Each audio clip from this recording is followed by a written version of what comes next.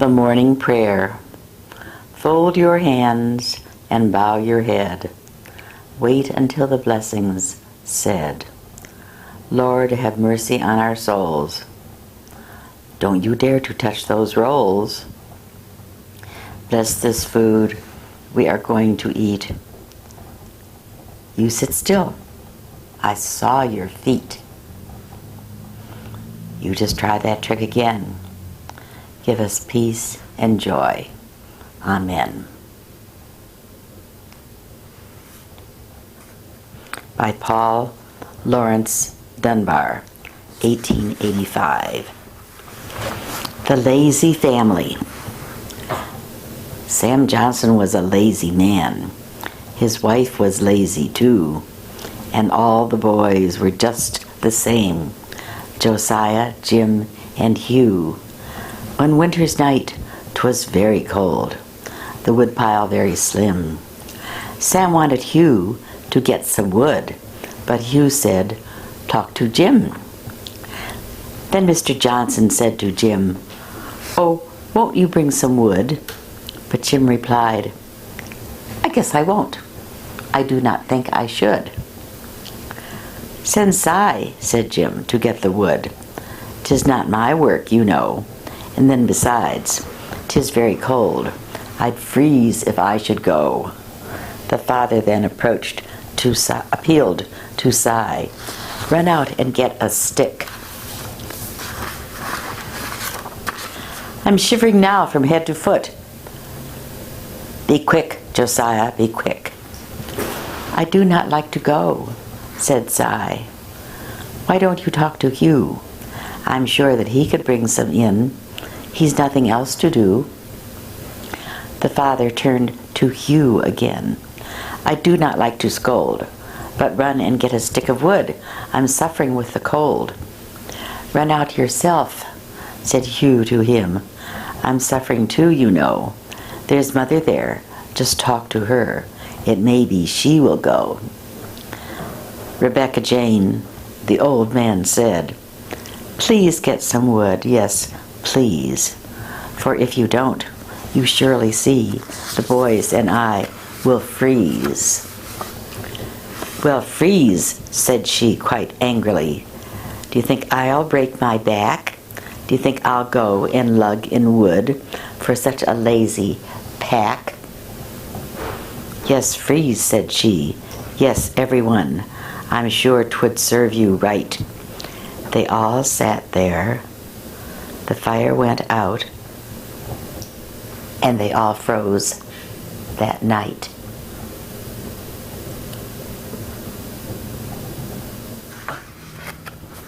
You know, they're all kind of sad. I don't know why.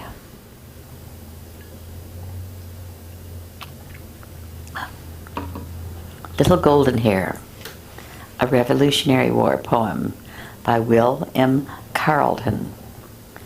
Little Golden Hair was watching in the window, broad and high, for the coming of her father, who had gone the foe to fight.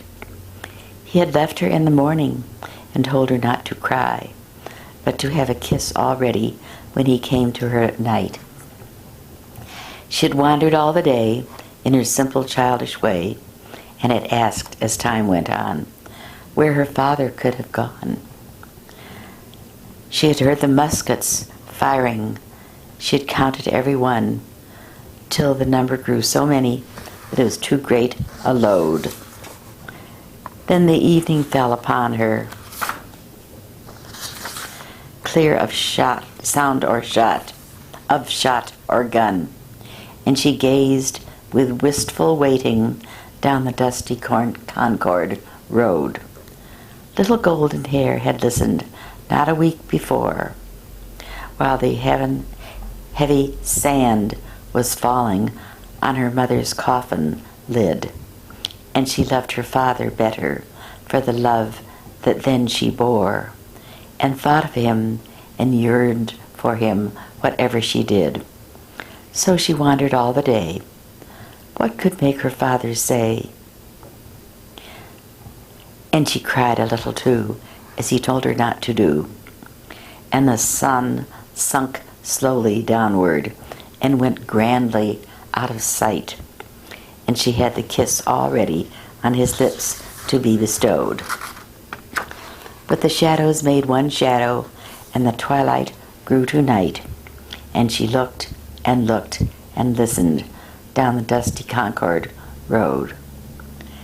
As the night grew light and lighter, and the moon rose full and round on the little sad face, peering, looking piteous and mild.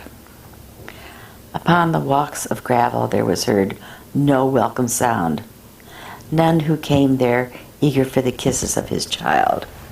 Long and sadly did she wait, listening at the cottage gate. There she felt a quick alarm, lest he might have come to harm. With no bonnet but her tresses, no companion but her fear, and no guide except the moonbeams that her pathway dimly showed. Oh, this is so sad. With a little sob of sorrow, quick she threw away her tears, and alone she bravely started down the dusty Concord road.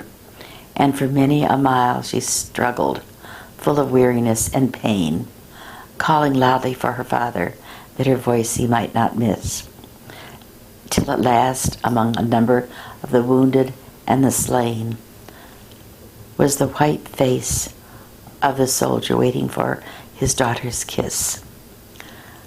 Softly to his lips she crept, not to wake him as he slept.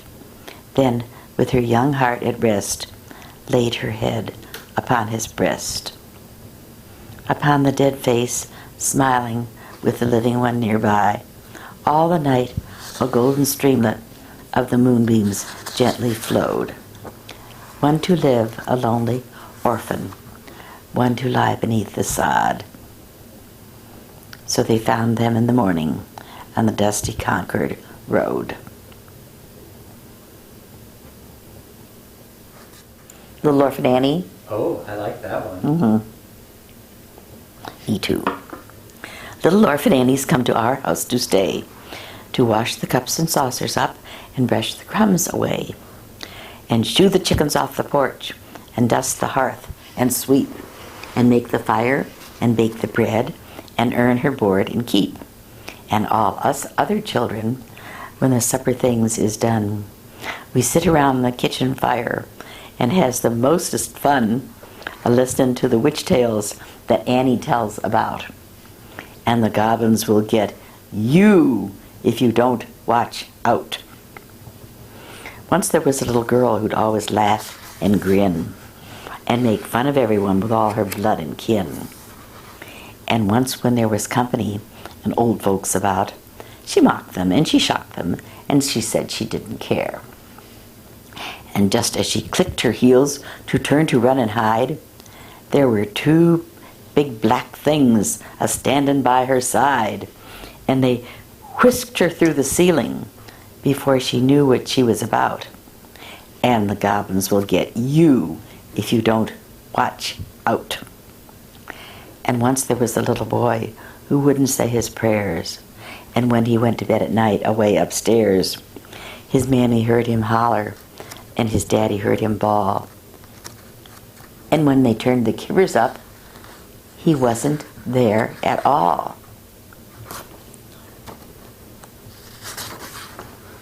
They searched him through the rafter room and cubbyhole and press.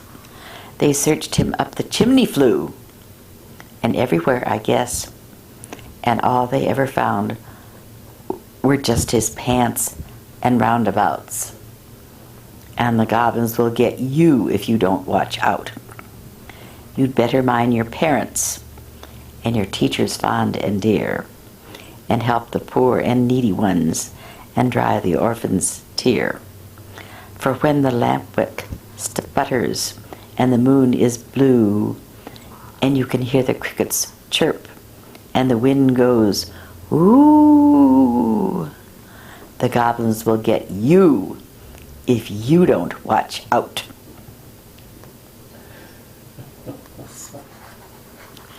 The Dead Doll. Oh, another happy one. Yes, well, You needn't be trying to comfort me. I tell you my dolly is dead. There's no use in saying she isn't, with a crack like that in her head. It's just like you said it wouldn't hurt much to have my tooth out that day. And then when the man most pulled my head off, you hadn't a word to say. And I guess you must think I'm a baby when you say we can mend it with glue, as if I didn't know better than that. Why, just suppose it were you. You might make her look all mended, but what do I care for looks? Why, glue's for chairs and tables and toys and the backs of books. My dolly, my own little daughter. Oh, but it's the awfulest crack. It just makes me sick to think of the sound when her poor little head went whack against that horrible brass thing that holds up the little shelf. And Nursey, what makes you remind me? I know that I did it myself. I think you must be crazy to say you'll get her another head. What good would 40 heads do her? I tell you my dolly is dead. And to think I hadn't finished her elegant new spring hat. And when my mama gave me that ribbon, I was playing out in the yard. She said to me most expressly, "Here's a ribbon for Hildegard." And I went and put it on Tabby. And Hildegard saw me do it. And I said to myself, oh, never mind. I don't believe she knew it. But I know that she knew it now. And just believe I do, that her poor little heart was broken, and so her head broke too. Oh, my baby, my poor little baby. I wish my head had been hit, for I've hit it over and over, and it didn't crack a bit. But since the darling is dead, she'll want to be buried, of course.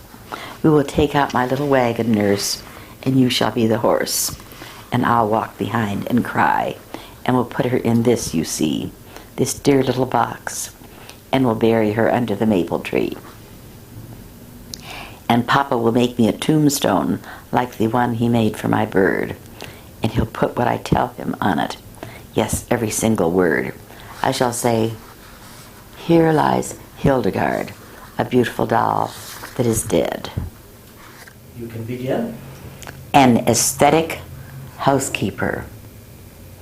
She was a graduate of Vassar, and when she married Julius Augustus, she had had no practical experience in housekeeping. However, she told Julius Augustus she was certain to be a good housekeeper because her mother and grandmother both were. And it ran in the family. So on the strength of this, they went to housekeeping. She bought a sweet little maraca-covered notebook and an embroidered market basket and a gold pencil, and appeared like a vision of delight before the magnates of Central Market. Oh, you dear, sweet, cunning little pigs, she cried, stopping in a butcher's stall. How much are they a pair? $5 for two. Isn't that rather high? I'll take a yard of beefsteak and a pound of chewing gum and some, oh yes, some sweetbreads. Julius said he wanted some nice fresh ones, please, with plenty of raisins in them. Then she sailed over to a poultry stall. Have you any chickens? Heaps of them. How much are they a heap? $50 apiece. We'll send up a piece to my residence. Oh, what is that which has so strong an odor? Limburger, miss, and it's just splendid. Tastes so much better than it smells. Have one. She took one, and then she asked the boy where they sold their quail on toast. Ain't any in the market. Mother's gone after a load, though, and will send you some as soon as they are in. What are those navy blue berries? They will just match my china. You may send me a bushel. Finally, she decided to have a quart, which she carried herself in the artistic basket. "Have you any hen fruit?" she asked sweetly of an old fellow in a white apron. "Maybe you mean eggs," he volunteered. These she also took charge of, as she wanted to make an omelet for Julius Augustus. But she never did. Or rather, when she got home, the omelet was made with a liberal mixture of blueberries, and the front of her aesthetic dress was ruined. Added to it was an odor that sent Julius into spasms and frightened the cat to death. The Limburger had melted. The Vassar girl did credit to High Spanish and Greek in the explanation that ensued.